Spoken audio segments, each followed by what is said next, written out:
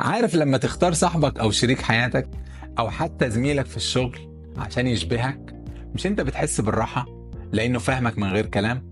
وأحيانا ده بيكون ميزة كبيرة جدا وبتكون محظوظ، لكن الحقيقة مش كل الوقت بتكون كده. الراحة دي بتقفلك في دايرة صغيرة جدا، وكل ما تقعد فيها أكتر كل ما تزهق وتمل وتحس إنك محبوس في قالب واحد وطهقت خلاص. طب الحل إنك بتتبنى حاجة اسمها الدايفرستي، اللي هي مبدأ التنوع. يعني إيه؟ يعني ما تختارش حد يكون نسخة طبق الأصل منك، يكون شبهك قوي، إنما تختار حد يكملك. يعني لو أنت عصبي يكون هو هادي يوزنك.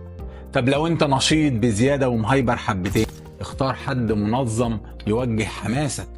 طب في الشغل لو فريق العمل كله عنده نفس الافكار والمهارات، هتفضلوا مكانكم. طب لو نضيف حد جديد برؤية مختلفة، هتشوفوا حلول وفرص يمكن ما كنتوش تحلموا بيها.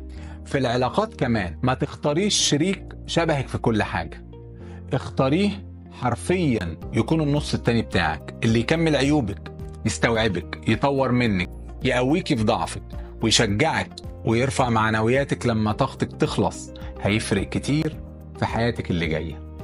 التشابه بيخليك في منطقة راحة، لكن الاختلاف هو اللي بيضيف العمق والمعنى لحياتكم.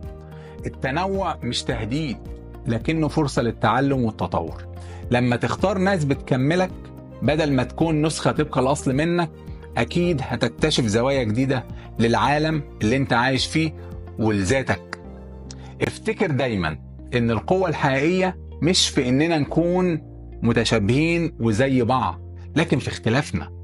الاختلاف بيعمل فريق متكامل وبيدينا حياة مليانة إبداع وتوازن. بس كده.